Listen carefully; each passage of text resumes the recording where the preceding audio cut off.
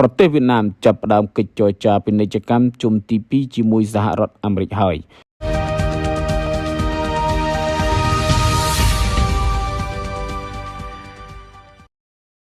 យោងតាមប្រភពព័ត៌មានវៀតណាមនៅថ្ងៃទី20ខែឧសភាឆ្នាំ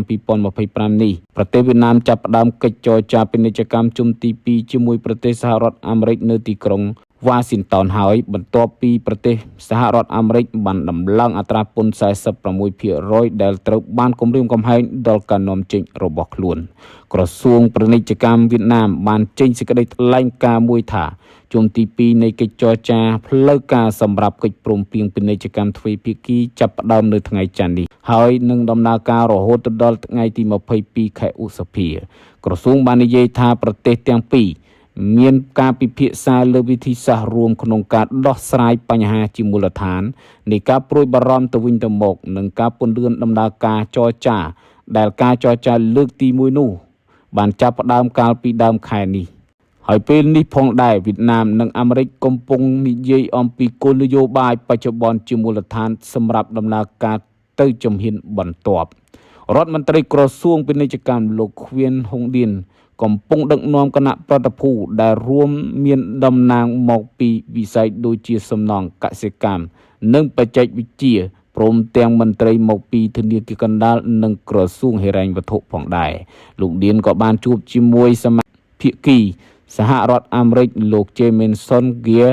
នៅកូរ៉េខាងត្បូងកាលពីសប្តាហ៍មុនបន្ទាប់ពីកិច្ចប្រជុំ APEC សហរដ្ឋអាមេរិកបានពន្យាពេលការអនុវត្តពន្ធ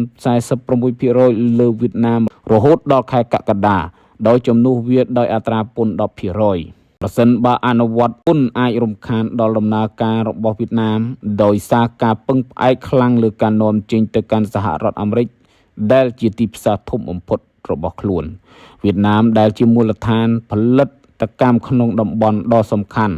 សម្រាប់ក្រុមហ៊ុនលោកខាងលិចជាច្រើនបានកត់ត្រាអតិរេពាណិជ្ជកម្មជាង$123,000 លានជាមួយសហរដ្ឋអាមេរិកក្នុងឆ្នាំ2024នៅក្នុងការដេញថ្លៃដើម្បីកាត់បន្ថយអតិរេនោះទីក្រុងហាណូយបានអនុវត្តវិធានការជាច្រើនរួមទាំងការទប់ស្កាត់ការនាំចេញទំនិញរបស់ចិនទៅកាន់សហរដ្ឋអាមេរិកតាមរយៈទឹកដីរបស់ខ្លួននិងបង្កើតការទិញទំនិញរបស់សហរដ្ឋអាមេរិកក្រសួងបាននិយាយថាលោកឌិនក៏បានពិភាក្សាអំពីបច្ចេកវិទ្យានុយក្លេអ៊ែរជាមួយក្រុមហ៊ុនថាមពលអាមេរិក Westinghouse កាលពីថ្ងៃច័ន្ទបន្ទាប់ពីរដ្ឋាភិបាលកាលពីឆ្នាំមុនបានបន្តផែនការអភិវឌ្ឍរោងចក្រថាមពលនុយក្លេអ៊ែរ Westinghouse មិនបានឆ្លើយតបភ្លាមៗចំពោះសំណើសុំការអធិប្បាយក្រៅម៉ោងធ្វើការនៅសហរដ្ឋអាមេរិកទេនៅក្នុងសេចក្តីថ្លែងការណ៍ដាច់ដោយឡែកមួយ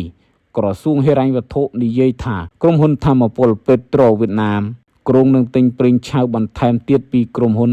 Exxon Mobil ខណៈដែលសហជីវកម្មកៅស៊ូនិងសមុទ្ររបស់ប្រទេសទាំងពីរកំពុងស្វែងរកការបង្កើតរោងចក្រនៅសហរដ្ឋអាមេរិក